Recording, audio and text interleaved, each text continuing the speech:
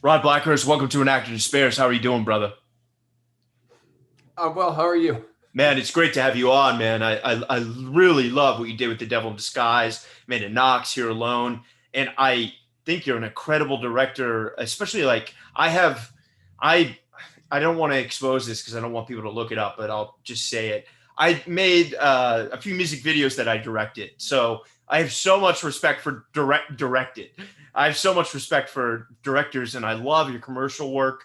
You know what you did for Delta and Uber, and man, you have an amazing eye, and it's I think the world's going to see such amazing things from you, and I'm so excited I have you here to talk about The Devil in Disguise. But I think we're going to see you fucking take over, dude. So thank you for coming. Those are kind words. I appreciate it. I'm doing my best. Like maybe someday, and maybe when the tide rises, all of our ships will Yeah. lift with it. I was already saying off air. I was like, I want to work with you, man. You know, I really do. You're great, and I have so like I think short films. You know, man, I understand why most audiences do the features, but like I can't tell you most days I'm rotting away on Vimeo, just going at the staff picks. You know, through the shorts, man. So incredible work, brother. It's a true pleasure. Well, thank you. I mean, short films are, I think, where everybody begins because it's manageable. Like they can afford them. It's a way to test your skills, and it's a way to get things out there to people, and so people can see who you are and what you do. And so I mean, I made short films for years and years, and I still like to do them. It just, sometimes it comes down to whether or not it's worth the time or the Yeah. money, because you kind of always are doing this cost benefit analysis as an artist and as a human being, whether that you're a father, a parent, or just trying to navigate the thing that you primarily do. You still want to be making art. You still want Yeah. to be creating. So the short film format is a way to do that, to Yeah. scratch that itch. Yeah, man, and I see you got some amazing things in development. But if it's cool with you, dude, before we dig into the work, let's start at the beginning. You grew up in New York, right? Grew up in the Adirondack Mountains on the gravel road. My parents still live there. They don't have a TV. I grew up without a TV. They barely have cell phone service, and I wanted to make movies. So that here I am. So, dude, I mean, you say that so casually. I mean, we have to break down not growing up with the TV. Did you have an awareness of that being a thing? Like, did you go? Obviously, I imagine you went to sleepovers and friends had them. Like, talk to me about that living experience. Dude, exactly. So I was a voracious reader, probably like a lot of people that didn't have a TV. Really, the no TV was that my father just like kind of didn't didn't love the world, so they lived in the middle of nowhere. But there was no there was no TV antenna service to be had, and there was no cable to be run. I mean, we're Yeah. talking about dirt roads in the middle of nowhere. But I knew that movies exist, of course, and I would any chance I could, I would watch movies. And like I would go to friends' houses. I would readily accept sleepover invitations or like hangouts just so I could watch movies. But my friends were also watching, kind of the most mainstream of mainstream things. But I do remember, man, this is like I haven't thought about this in a long time. But like I went to my friend Billy Moose's house, and we watched like Jean-Claude Van Damme and Steven Seagal movies, and I thought it was the greatest thing on the planet. But also, before we watched those, I remember watching Full Metal Jacket and RoboCop, and being emotionally devastated because I thought that maybe these were approximations of real stories. Like I thought that maybe that RoboCop was the retelling of a story of a man who'd been changed into part robot who would never be Yeah. human again. Or I thought in Full Metal Jacket that somebody had legitimately blown their head off in the bathroom, and that this film was just telling me this experience. And I didn't. I remember like the line being very blurry between what was actual information and what was fictional storytelling. And I just and it messed me up for a while. I mean, I had nightmares because of both of those films for a long time. Just because like the components of realism and naturalism, you didn't understand the medium fully because I mean, I guess I know, yeah. and it sounds crazy to say it out loud, but like, yeah, I guess I thought that like I knew they weren't documentaries, I knew they weren't news programs, but I still thought that maybe movies were events were things about events that had happened for real. Yeah. And like, I mean, I remember my father taking me to see Memphis Belle in this small town theater that, you know, would show one movie per week on one screen, and you could just go see what they had. And he loved World War II movies and like Antarctica exploration movies. But Memphis Belle was a very real story about you know, people navigating something that happened in World War II. And like, so I think that might have colored the way I saw movies for a while. But we had a movie rental store in town that was in the back of the jewelry store. So the jeweler in town also happened to be my school bus driver. No way. What a hustler. Like, oh, dude, straight Yeah, up. But yeah. the best part about him was his name was Pete Parker. And like, I remember coming to Spider-Man around this time thinking like in the Venn diagram of experiences, there's no possible way that my school bus driver, who is the jeweler, who has the movie rental store. I mean, it's like an area in the back of his jewelry store, is also Spider-Man. I remember like distinctly being blown away by That's so rad. I would be too, man. Pete Parker was my guy when I was growing up as well. So you kind of brought me to my next question. You mentioned there was a small, you know, town cinema. Did you go there ever? Were your parents like, I guess were they against you watching television? I mean, I think like, yeah, I mean, I think they would have, I don't know. This is a great question. Like, I don't think they were saying, don't watch movies, don't engage with the medium. It was more like, hey, there's all these other wonderful things out there. Yeah.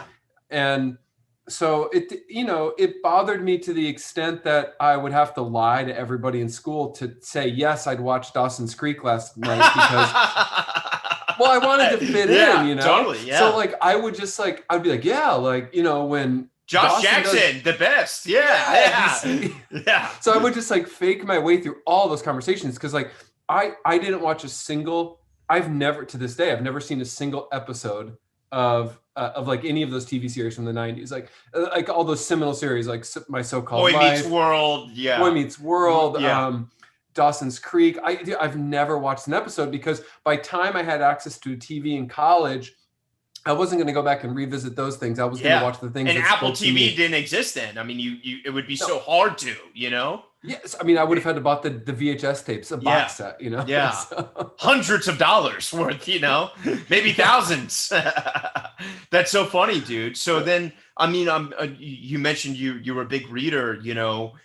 Talk to me just about your relation to art. You know, where do you feel like the inclination became? You said obviously the medium became filmmaking, but when did you get the artistry bug?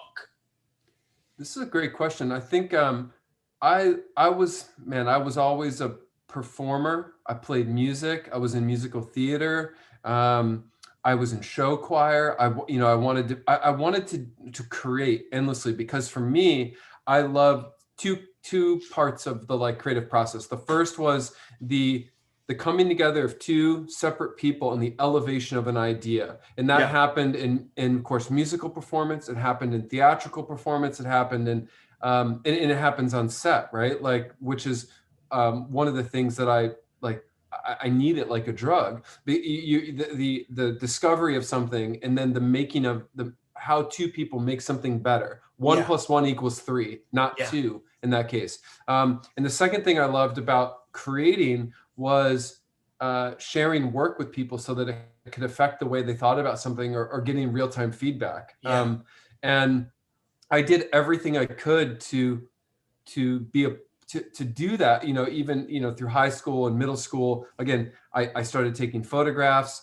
You know, I would just do anything I could to create and to tell stories. And largely there were stories that, as I started to figure out my own voice, that were just about like deeply personal things or trying to find a way to contextualize an emotion or a thought on something and then make somebody else understand it through the process of creating it. And so I initially wanted to make music videos, and actually my freshman, I went to the best college I could get into. And I just started. Did you have an idea of what major declared? It's a great question. Like, I mean, yes, like I ended up majoring in French literature. But I remember like, you know, I told my parents during my freshman year that I thought I'd gone to the wrong school. No offense to Colgate. But that was just because I felt like I needed to create more, and there just wasn't that community Yeah. there kind of broadly. And I remember saying to my parents, like, I wish I'd gone to NYU. Yeah. That's where I went. And I know this actually, like this is, and I'm not going to get us off track here, but I do want to know, were you in the graduate program or the undergraduate program? I was in the undergraduate program. Okay. I have auditioned for the grad acting program. I've gotten called back, but they take about 12 actors of about anywhere from 3,000 to 4,000 on a given year. So I went through the graduate school, like the Tisch grad school process in like 2006. Yeah. And I didn't get in. I went through the interview process. I got called in, and it's like, and I've always wondered, like, and I had a very like contentious relationship with that experience. Yeah. And the three people that I sat across this table from, and what I was saying and what they were telling me, I didn't know, and it really made me mad for a long time. But I've often like wondered, if you don't mind sharing, I have a contentious relationship with NYU. There's some really great things that came out of it, but there's some horrible things, including the money.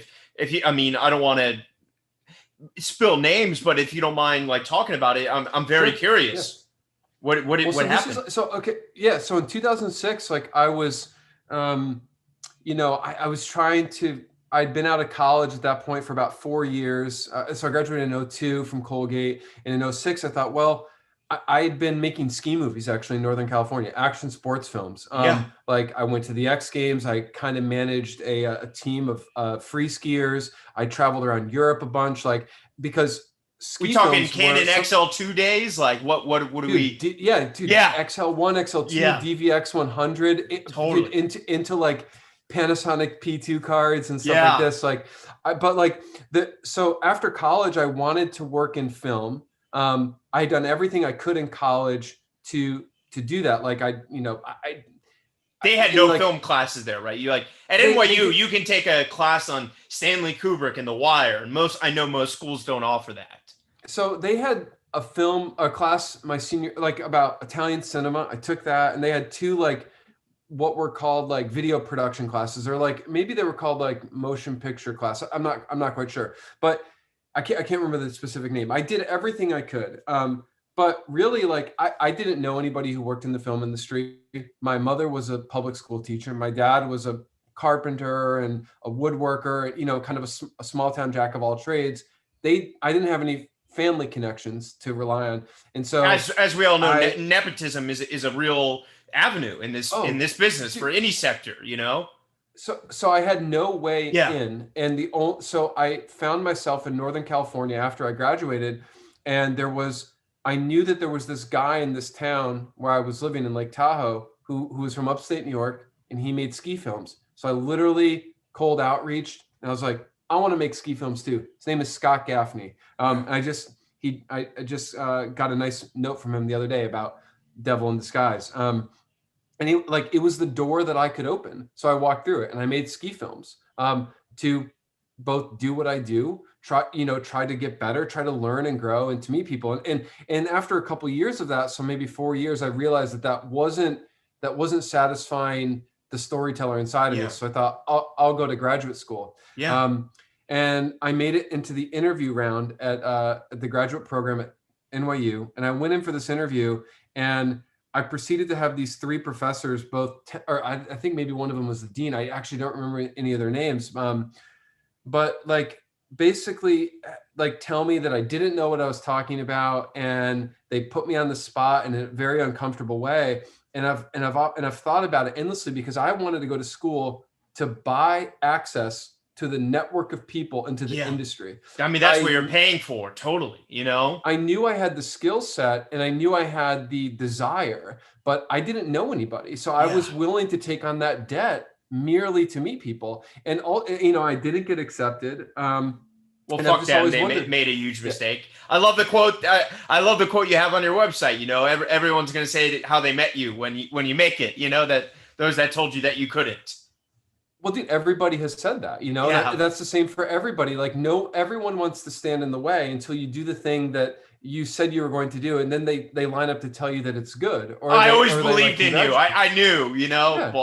Phony bullshit. Yeah. I mean, and that's incredible to me. So I've always like wondered though, who graduated in '09, who would have been in my class, whether or not there are any peers out there from that NYU graduate directing program. And I've just never been able to find out. So when I saw that you had gone to NYU, I thought, Yeah. well, shoot, I'm going to ask Ryan, Yeah, there was a because few then. I I mean, that I'm trying to think of the woman who directed Birds of Prey. Forgive me for not remembering her name. it's okay. There's been a couple others. Todd, no, Todd was already a thing from undergrad.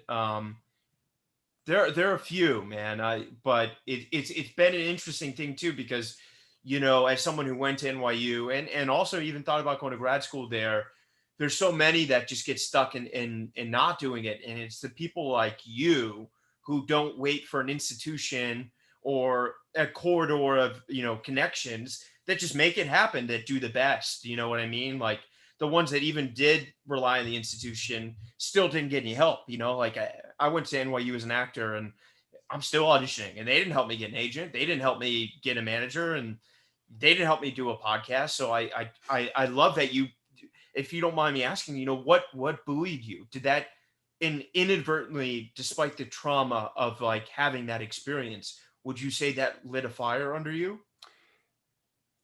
Yes, it did. I think that like, I mean, that's a great question. Like, because it was, I think like all artists have this like endless, you need to have this endless self-belief that like, that you can and that you will, and then that you're going, and that you hope that the work you do speaks to those capabilities. Yeah. And so for me, like I mean, it's that, and it's it's a burning desire to create and a Yeah. burning desire to make things. And it's something that I can't, so I have a hard time articulating to people that are not creatively minded or don't feel that call, because it's something no one has given it to me. No one has reminded me of it. Nobody, like, yeah, that buoy or that tether is not connected to anything other than just an idea that Yeah. I can and that I have. And so therefore I will continue to try. And that's both like maddening and beautiful at the same time. It's the curse of, or it's the source of like great stress and great joy. Yeah. That like that need and that desire that that we all keep chasing, yourself included. Yeah. And then I'm curious, dealing with that, when you were in Northern California and you're doing these ski films and you become like, okay, this isn't going to be the thing that gets me to where I want to go. And you applied to NYU. Was there, a binary LA, New York decision that had to be made?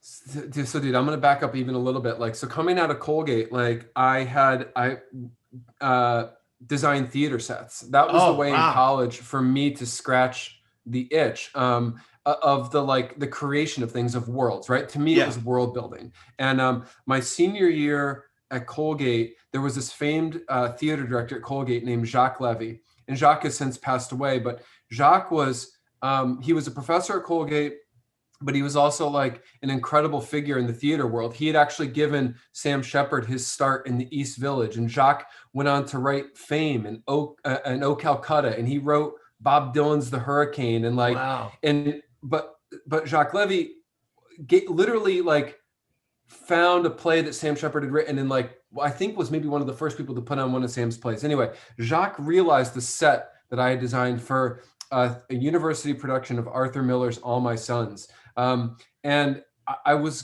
good at this. Like I was good at designing. I was good at world building. And so coming out of Colgate, I had been given two opportunities. I had applied and gotten an internship at Village Roadshow Pictures in LA through a Colgate alum. This was 2002. And I'd been given an internship at the Denver Center Theater Company in their set design program. Wow. And I loaded up my Subaru. I started driving west from New York, from upstate New York. I get to Denver to check. I've never been, Yeah. west of the Mississippi. I get to Denver, and I arrive on a Saturday, and I scout downtown Denver where the Denver Center Theater Company is, which is like at the time was at least one of the largest independent theater companies in the country. And I decided that I didn't like Denver. Yeah. And so I literally never called them, and I just drove to Northern California. Wow. And I was planning on, so I double booked myself, right? Like at the Denver Center Theater Company and Village Roadshow. You said yes to both. I said yes to both. Awesome. And then so then I get to Northern California, and the only reason I'm going that way is because I kind of just went straight across. Yeah. And I get to Northern California, and my friend's living out at the back of his car in this park, and he's like, "Dude, we should get a place together." And I was like, "Yeah, all my stuff is in my car. Sure, this sounds great." And I never went to LA, and I never called Village Roadshow and said I wasn't covering. But the issue with Village Roadshow and with the Denver Center Theater Company internship is that they were both unpaid internships. Yeah. And I couldn't afford to work and do script coverage at Village Roadshow, which is what I was told the job would be. I didn't even know what that was, but I just knew it was a studio who made movies that I loved, and it was something that I could maybe use as a way into the larger industry. But I never showed up to either, and I never called them, and there I ended up making ski movies. So now I think I need to go back. I need to get back on track. And ultimately, when I didn't get into NYU, at the same time I went in for that job or that NYU grad school interview, I had an old friend who called me and said, "Hey, we have this band that is going on the road. They're gaining some steam and some traction with the song that they've just released." My friend Mark was in music management, still is. Still one of my best friends 22 years later. He manages Brandy Carlisle. Now, oh, wow. He's like, but he calls me and says, "Hey, we have this band no one's heard of called The Fray. They need a guy to go on the road and sell t-shirts with them. Will you?" I was a merch guy for a band. No way. Dude, the cotton tech, like they called me the cotton tech, or like, like I slung t-shirts, dude, because it was a door that was open. Right. So I thought, but Mark says this, or actually Mark and his boss at the time, who ran this record label and music music management company, said, "Hey, 3 weeks on the road. You can sell t-shirts. They need somebody to sell t-shirts, but you can bring your video camera and maybe you can make something that the record label will buy." And that's all I heard. I was like, I will sell a million t-shirts if it means that I can practice my craft in the thing that I love. Yeah, that's amazing. So I went on the road. And did the single take off while you were on that road? Yeah, so dude, that 3-week tour in the spring of 2016, when I'd gone in for this interview, by the time that 3-week tour was over, I'd heard from NYU that I didn't get in. So that 3-week tour turned into working with the pop rock band The Fray for 4 years. Dude, I worked for Jack's Mannequin. They toured with them. Dude, I still talk to Andrew McMahon. He's one of my best friends. I shot a I met him since I was 14. Dude, I shot a Jack's a music video called Choke California. Yeah, no way, dude. Andrew's like one of my oldest friends, man. I was their merch guy. So, dude, were you on the tour that they did with The Fray? No, that was before my time. I was still finishing NYU then, but I was on tour. I was at like the Santa Barbara show. I was at a bunch of them, man. That was like, dude, man, this is so funny. Like, dude, this is first of all, like I'm rattled in a beautiful way right now, but like this is how the world works. I know, dude, not only did I do the tour, but like my friend James Minchin and I made this music video for Andrew that was for, I can't remember the album. It was like, and it was a beautiful thing. We went out to the desert. We rented this old picture car, and Andrew dragged a piano. He had a broken foot at the time, and he dragged a piano out into the Mojave Desert and played it as the sun went down. And it was this rumination about like a memory that he had. And he was telling the story while we like had this journey out to the middle of nowhere. This is a beautiful thing. One, I'm going to write Andrew when this is all done. And two, you need to write him as well, because it's going to blow his mind. Yeah, dude. I mean, it's so funny you say that. I've known him since I was 14 years old. I'm 31 now. He's like one of those few people I've known longer than I haven't known. And, I was like supposed to do the same video thing for him. That's so funny, man. This whole world's so small. It is. And I think like, but the thing that I love about this is that like, you just do the things, you pursue things because you like it and you love it and you're like, and you can do a good job at it, and you just see where that takes you. It's like unraveling like pulling a thread off a sweater. Like you just keep pulling. And so, I love we have the same path, It's so funny, dude. And like I think the thing that you're speaking to is like something I try to tell everybody, and everybody I talk to about my my process or my life and my creative existence is like, but it there is no route to accomplishing something. Like you are, of course, the sum of all of your experiences and your and the things you've learned, but like the people who are dying to create do whatever it takes. They find a way, and you do what you can, and you keep in this endless self-belief, and that you will eventually be able to do what you want to do and what you're good at. Your opportunities will lead to other opportunities, that you will grow, you will get better and better. Things don't fall into the gap. Like your stuff doesn't suck anymore, and you get better and you're more proud of it. And then eventually, like it is the thing that you're able to do for the rest of your life. And I think like if it starts with you being on the road selling t-shirts and making band documentaries for MySpace or YouTube, so be it. Like, and that was me finding my voice as an actor. It was selling merch to strangers on the road. You know what I mean? Like, so interesting, dude. I fucking love this, Rod. This is incredible. I did that, dude. I did that. Dude, I sold t-shirts, man. Yeah. Like, I mean, dude, I like it. Like those 4 years with the Fray were like so informative and so beautiful, because it was like Alice falling through the looking glass. Like I didn't know what I was doing or where I was going. I just held on. Yeah. And I think like my life and career thus far has just been that, like, hey, I'm going to get on this bull and I'm going to ride, and I'm going to just keep riding, and I'm going to get back up, Yeah. That's so beautiful, man. Dude, I could talk to you for hours. I feel bad. Your publicist probably like, get to the project. It's okay.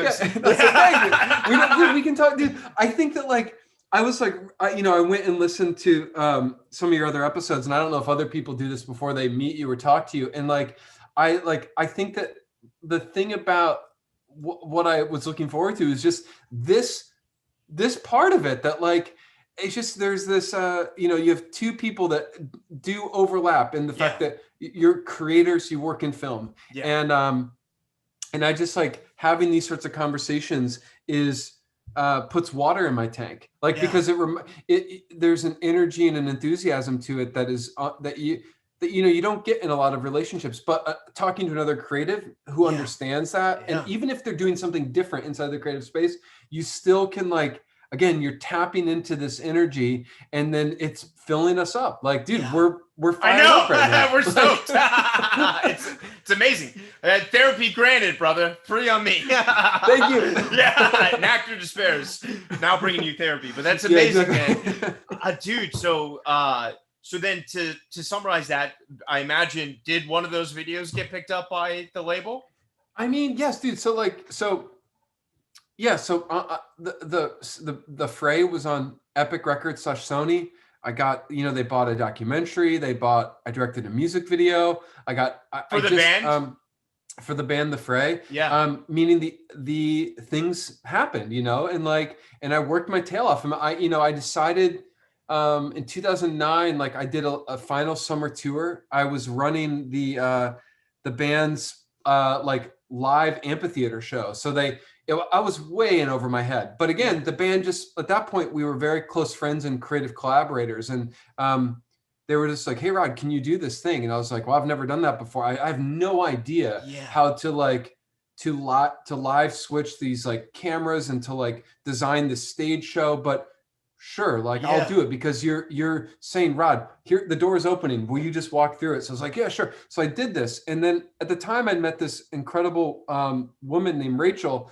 And I remember she asking me, hey, don't you want to be making movies? And I was like, oh, right. Like I do. Let's move from Denver to Los Angeles. And she was like, okay, I'll come with you. And so in 2010, I got out of the music world, and I moved to LA to try to start making movies. Like officially, like after 8 years of like wandering around. Dude, I did the same thing through my 20s, man. I did this. I'm sober 5 years coming up, but like, congrats, man. I went on tour with bands and did the merch thing and wasn't acting. And that's what we have to do, brother. I mean, it makes us such better artists, Dude, I firmly believe it. And like all those things make it like add up, like, and you just don't know the way that it will add up or what it will inform. And I think that like and I've tried really hard in my life to not disregard any person and or endeavor or opportunity, because you just don't know. I've met some of the best fucking people along the way outside of the film industry who are like, I feel just such joy to know, because they aren't in the, because we came to each other through odd ways, and isn't that the way life is supposed to work? Yeah. And you don't know what it all adds up to, and that's okay. And like, Totally. you just have to be open to it, and like, and if you're a good person and do your best, it will mean something, because Yeah. you define that. And like, I'm so stoked to just have this conversation. I feel like I'm so off track, and it's No, not at it's all all what I was good, man. expecting. Let me. So you get to LA, right? And Yeah. what's Rod's steps? Did you have shorts written? Did you have, you had money saved, I imagine, obviously, but like, what was your steps? So there were two things that I started doing. Like a friend of the singer of the lead singer of the Fray is a guy named Isaac Slade, still a very dear friend. He, before the Fray happened, he worked at a Starbucks in Denver, and he worked his shift with a filmmaker named Kelly McGelkey. Mhm. And Kelly's, they're still deep friends, or dear friends, and they're still very much friends. Kelly introduced me to a friend of his from his hometown in Dickinson, North Dakota, who was an aspiring screenwriter named Dave Ebeltoft. They grew up together in the 90s, riding skateboards and watching Jean-Claude Van Damme movies, and like, and staying up late, being kids. And Kelly so the singer of the Fray introduces me to his friend that used to work at Starbucks with, who introduces me to his friend David. Yeah. And David's got this script that I love. And I'm like, dude, we're going to make your movie. We're going to like, this is what we need to be doing. And he'd been looking for a filmmaker. We've never been able to make the movie. We probably never will be able to make the movie, but was that the one that you were talking about, Palmer, the one that you thought you had? No, this was called You Were Once Called Queen City. It was a coming of age story in a small town in North Dakota in the 90s. But Dave and I became thick as thieves, and he wrote Here Alone, the first fiction film that I directed, and we're Tribeca Audience Award winner. Humble brag. Hashtag. I gotta say it, not you. and we're still making. We're trying to make several movies together right now. We have a movie called Blood for Dust that Scoot McNairy is attached to play the lead on, and we're about to make. Let me know if you need an actor. I 100% will. Yeah. I tell you the story because I had an experience a couple of years ago when my friend and I wrote a movie that we sold to Amblin, and this was I'm trying to think, like the week before Christmas in 2019, and I get this phone call on a Monday night from my producing partners, who are like, hey, listen, Amblin is going to make an offer in the time span of 3 or 4 days. Wow. And they love this movie, and they want to make this movie. And, I cried and I couldn't believe it. But the next thing I did was I made a list of all of the people that I'd met in my life that had led me to that moment, who, if I hadn't met them, I wouldn't be at that juncture. Yeah. And I called every single one of them and said, like, if you hadn't done what you'd done or given me the opportunity you'd given me, I wouldn't be here. And like, I need to tell you how much like that matters, that you took a chance on me, that you introduced me to someone else. I mean, and Dave Ebeltoft is a part of this. So my friend Dave, who's a screenwriter, I wouldn't have met him if I never worked for the Fray. Yeah. And I never would have worked for the Fray if not in the fall of 1998, when I was a college freshman. I saw this record label online who made music, who represented bands and were distributing albums of bands that I loved. And they had a phone number on their website, and I called the number and I was like, you don't know who I am. I'm 17, 18. I want to play your music on my college radio station, and I want to book your bands at my college. And none of this would have been possible if I hadn't made that single call in 1998. And I think about this so often, that you just don't know where shit leads or what it adds up to. So pursue it all, like, and be a good person, and like, be fired up because and be honest and something will come from it because that's just the way life works. So I'm telling you the story because like I'm sitting here thinking like there's an impossible set of coincidences that are even happening on this I got to podcast do this today. podcast with this guy today. It's going to be whatever. And then, oh my God.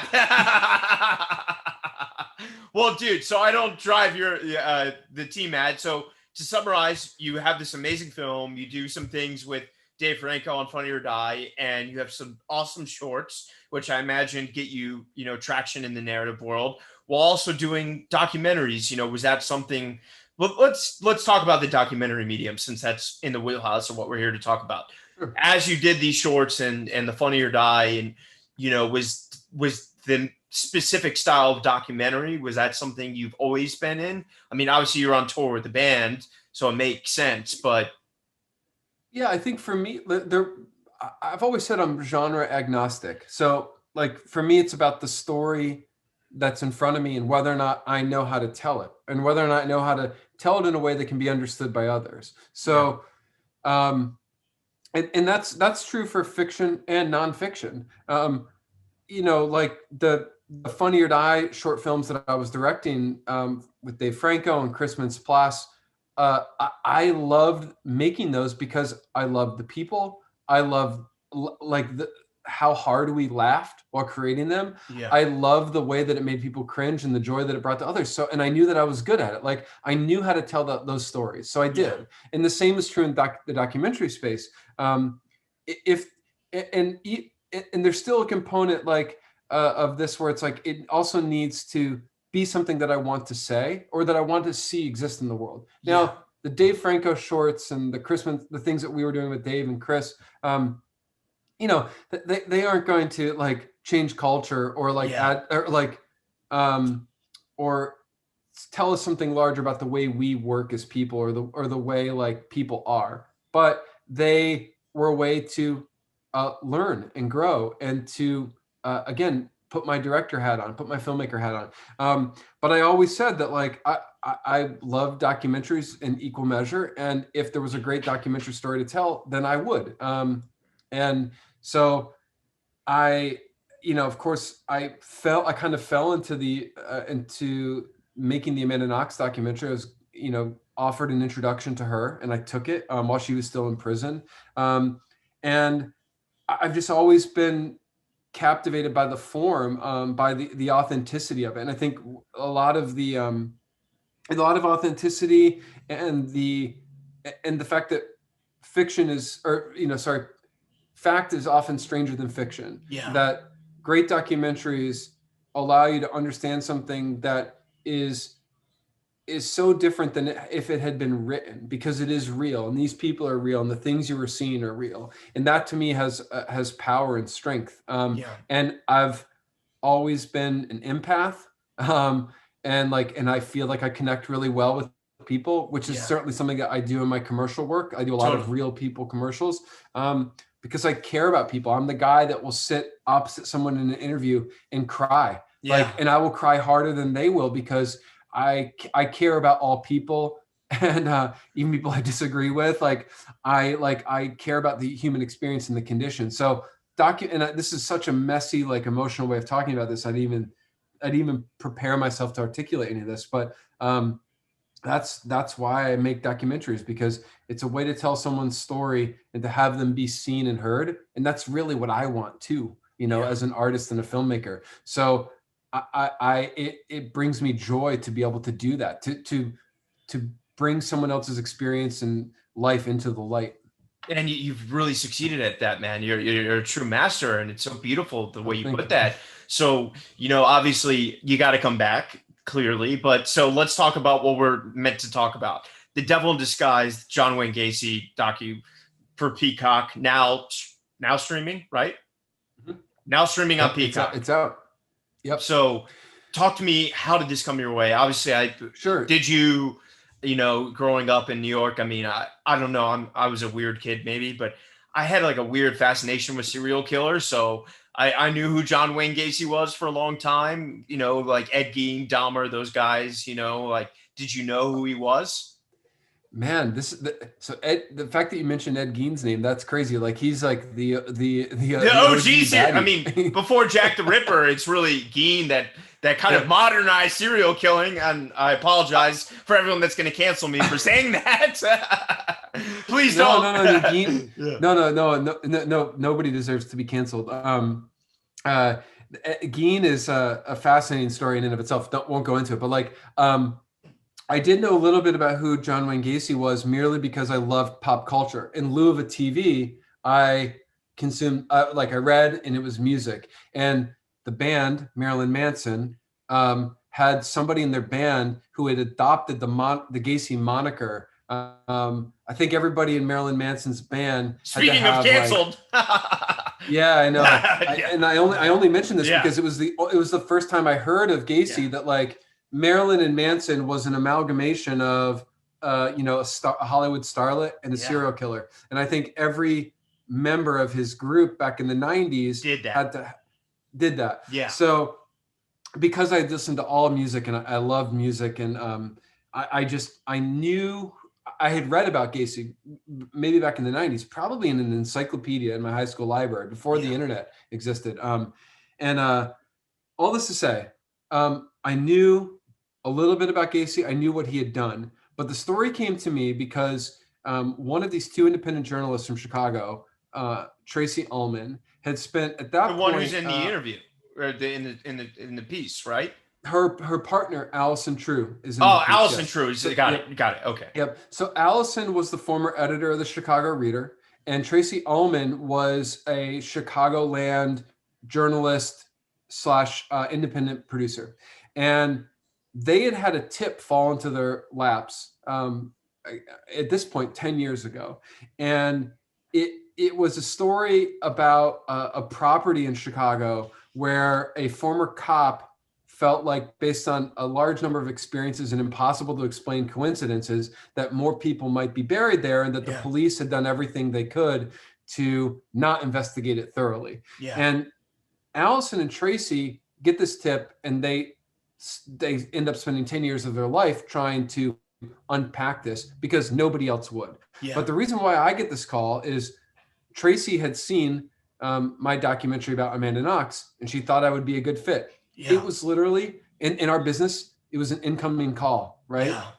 So you take that call, you initially take that call. And I've told her this, so like I have no problem saying it out loud here either, that like you take that call because that's the right thing to do. Those people cared enough about me as an artist and as a filmmaker and a storyteller, and they think I would be a good fit. You always say yes. And then they instantly tell me that this story is about making sure that a record is recorded accurately, that there were people in charge then and still now who are responding to this in a very specific and odd way, and that there are questions that need to be asked because there are answers that probably exist out there. It's just going to take somebody asking those questions very loudly to get to the bottom of things. So after Amanda Knox, I had foregone making documentaries and focused on my fiction work by and large.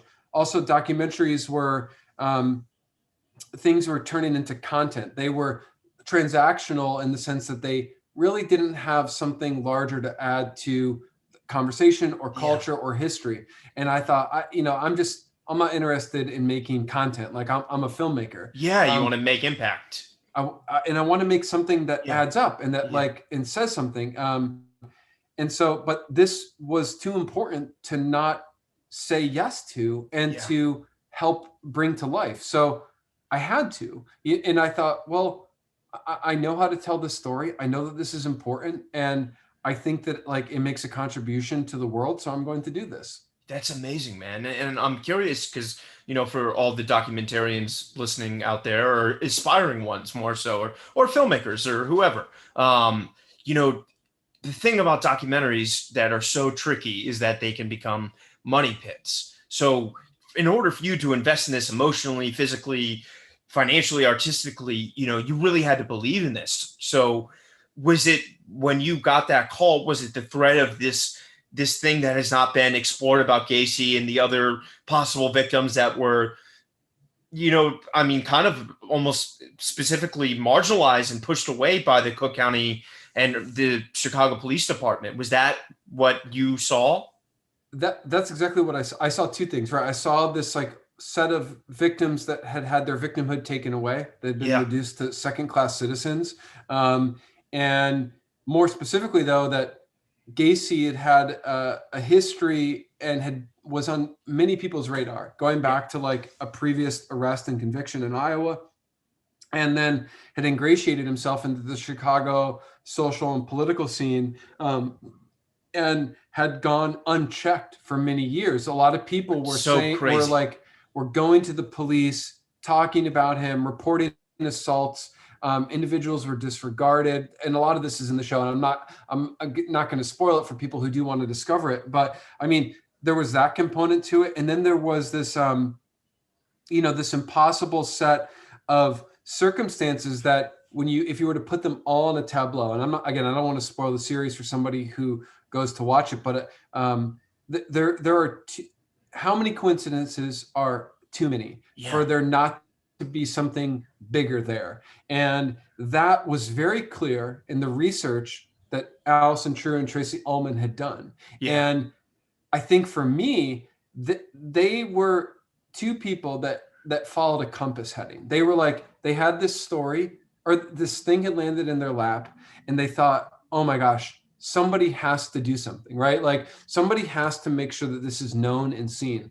And they spent, at that point that I came to the project, 8 years of their private lives and time researching this, because they felt like if nobody else would, then they needed to. Yeah. And so I was, I would be lying if I didn't say that I was the benefit of those many years of research and investigative journalism. And the series is as good as it is because of the work that they did to get it there. Yeah. And I also saw in them two independent storytellers who needed to be supported. They believed in themselves endlessly when nobody else would.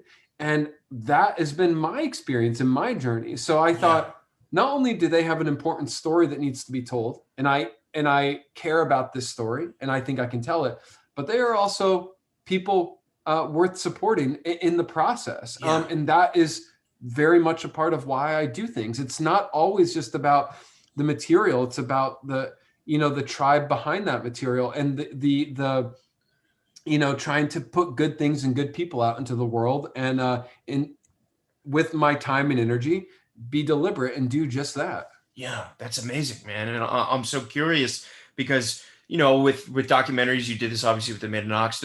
There's an immense degree of trust that's required on part of the filmmaker, and getting, I'm not spoiling things, but his John Wayne Gacy's sister and many of the victims' families or family members that are still alive or adjacent.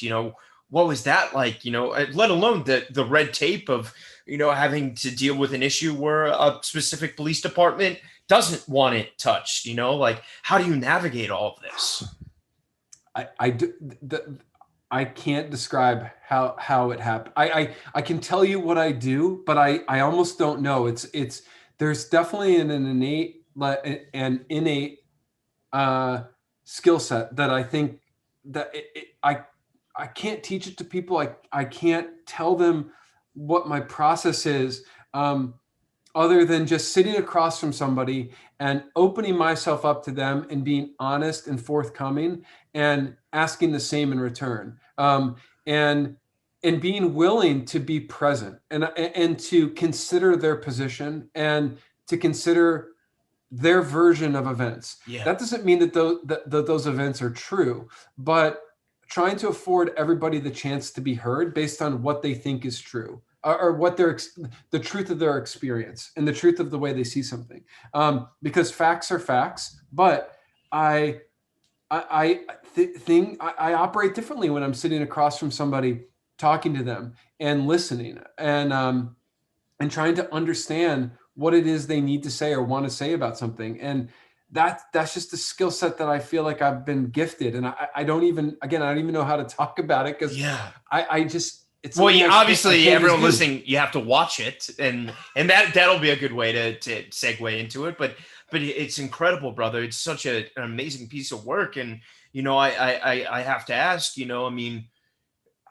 From that phone call to turnaround, what does something like this take commitment wise? Yeah. So at the time, so when Tracy Ullman reached out to me, NBC had already acquired the research and the investigation that they had done, Yeah. and they wanted to make a docu-series out of this, and they needed a filmmaker, and so I said yes, because I wanted to I wanted to advocate on behalf of the work that they had done and the story that they had discovered, and I also felt like it was a good use of my time creatively and emotionally. Yeah.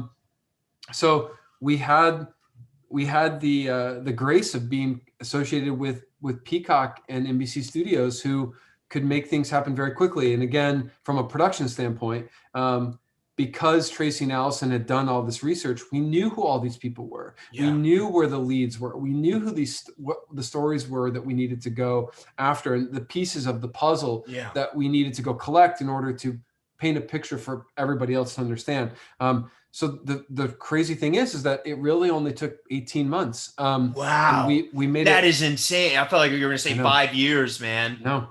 I mean, keep in mind, Tracy and Allison had worked on this for 8 years up until the point. So, but really, the production process started just over a year ago. So literally, 13 months from the first time we rolled cameras until now, and it's out now at the end of March in 2021, and that's certainly a testament to the infrastructure of NBC Studios and Peacock. Yeah, that's amazing, brother. And Yeah. what was it like, getting to learn this story of this kind of notorious monster, but from so many different lenses? Was that I imagine it's haunting and it's enlightening and it's oddly inspiring. Talk to me about that.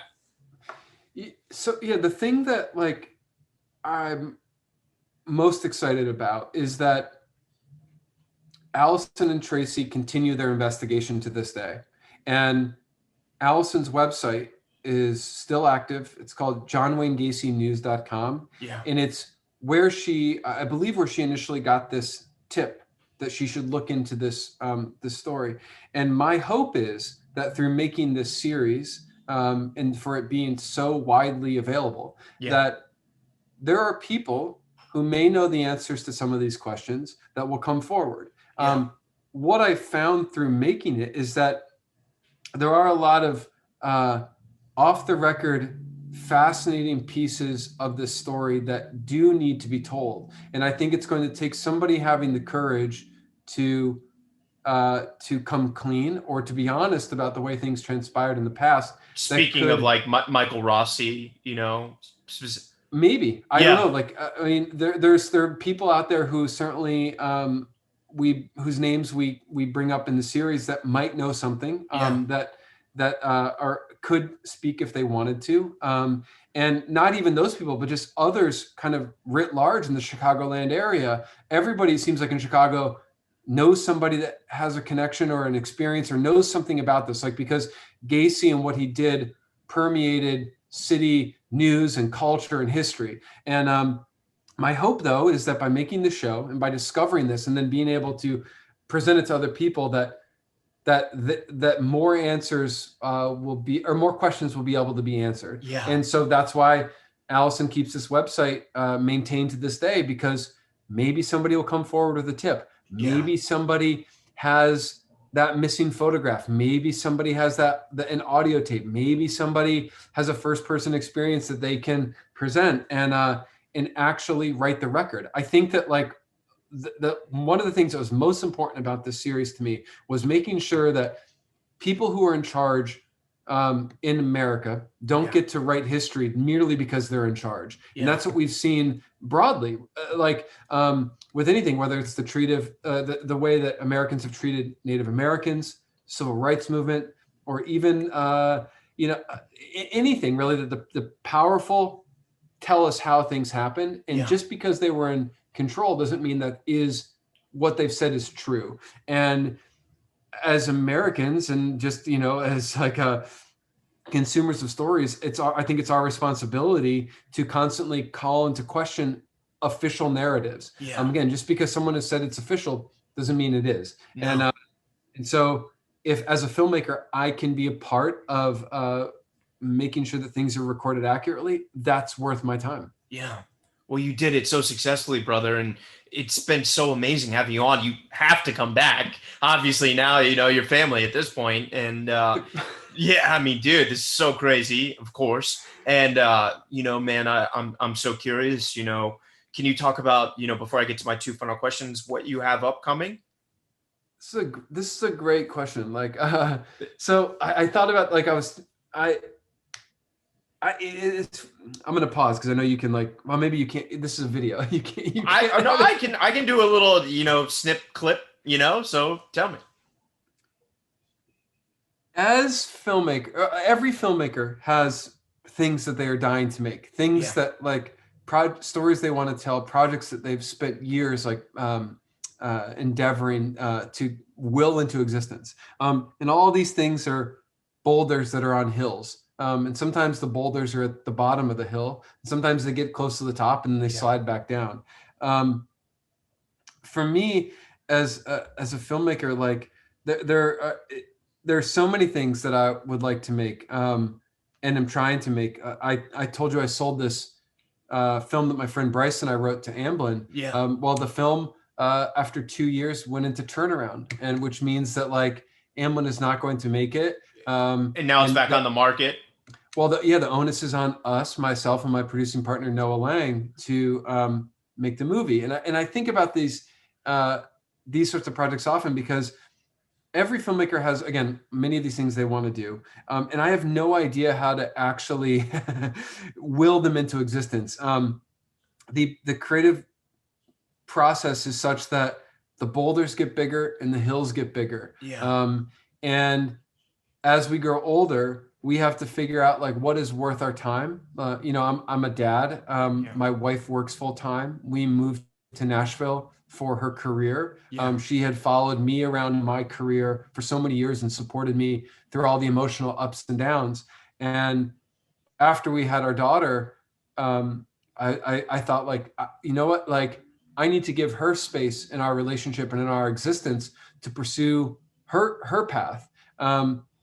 And that's meant that that your career meanders a little bit, or that you take a little bit of a detour. But that's not a detour in the sense that I'm not doing what I want to be doing, or Yeah. endeavoring to do what I love to do. It's just that I needed to give her room to do that, and that's and that took and I'll initially I was reluctant and scared because like as artists we're myopically focused on succeeding or creating these things, and like all of our time and energy goes into that. Well, after our daughter was born just over 4 years ago, I needed to reevaluate and say, how do I be a good parent Yeah. while being a good artist and a good spouse? Yeah. And I'm still trying to figure out how to do that. So I have got this film that Amblin is no longer making called The White Room.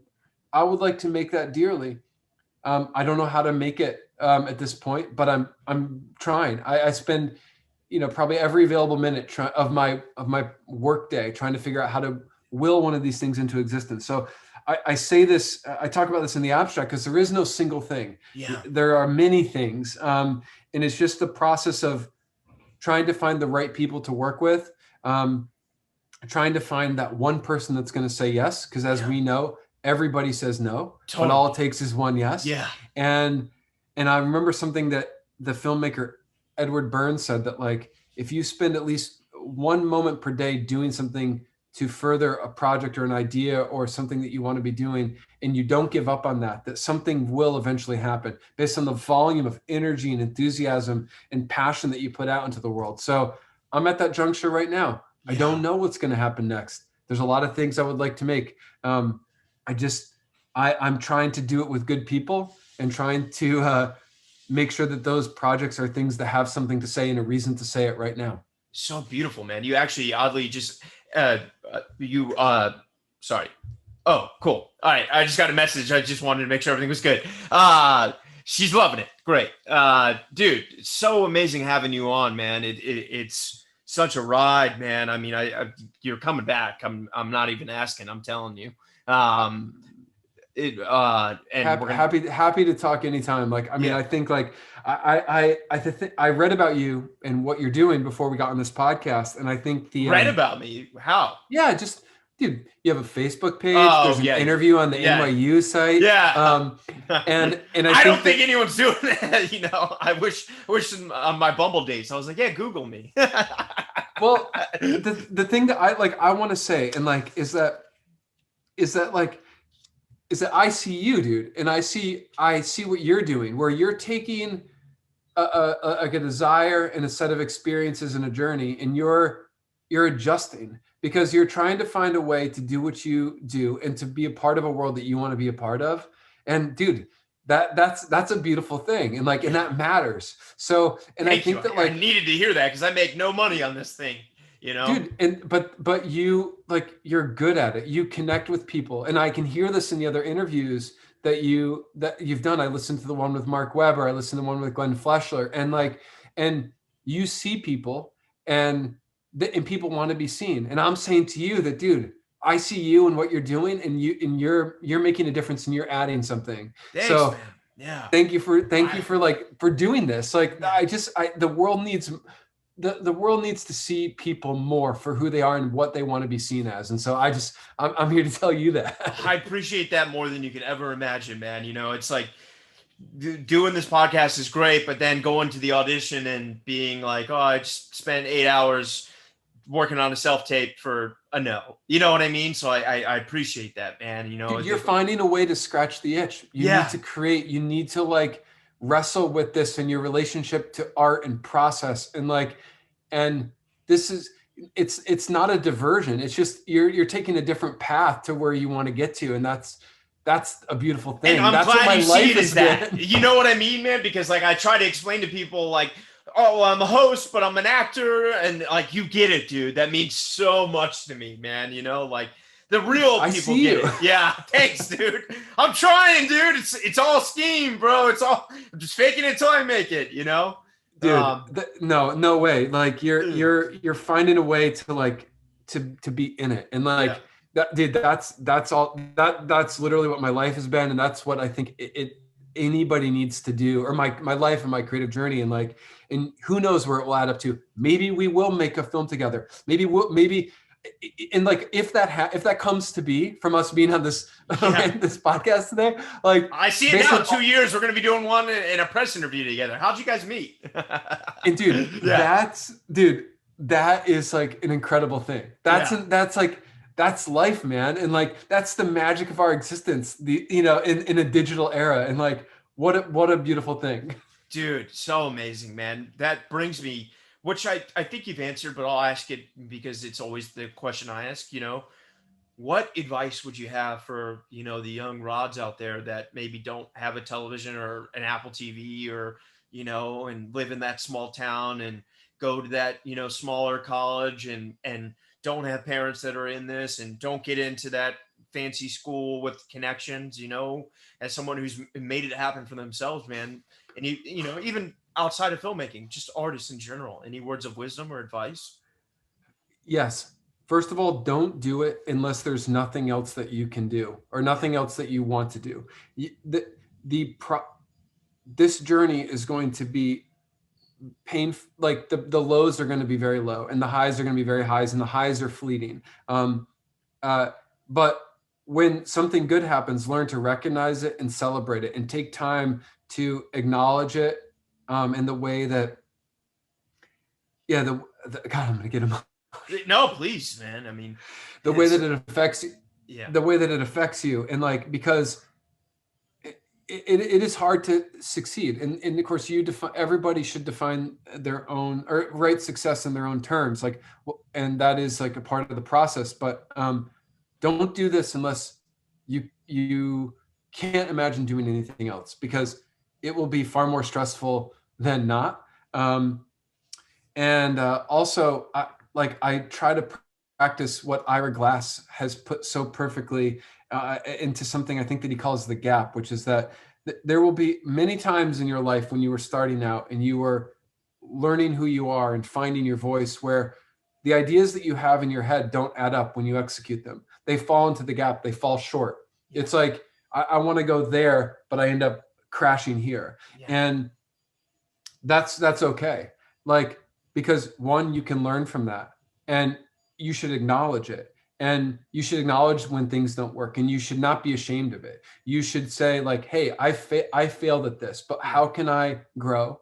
And eventually, like if you keep trying, and even if you keep failing, eventually something will work. And it takes that endless self-belief. Of course, it's irrational at times. That's why I'm saying don't do this unless you can't do anything else. Yeah. But try, keep trying. And if you see growth, and if you see things getting better, and you see your work getting better and yourself growing as an artist, then you are on a good path. And keep believing in yourself, because eventually somebody else will find that same belief in you that you already know you have. And that's the process, man. Dude, I can't think of a better way to end it, man. Rod Blackhurst, so much love, brother. Thank you for coming on, Likewise, man. Dude. Thank you. I am thrilled to announce that An Actor Despairs is partnering with a wonderful CBD company called Kind Farms. Everyone out there has heard of CBD. I started taking it a few years ago when I first started getting sober and to help with my anxiety. Sadly, as one can do, I was overtraining in the gym, and a friend recommended a topical and a tincture to help with the pain. I tried it. It was okay. However, recently, I was introduced to a product that has really changed my life. Not only has it helped me with anxiety, but I am stronger than I have ever been.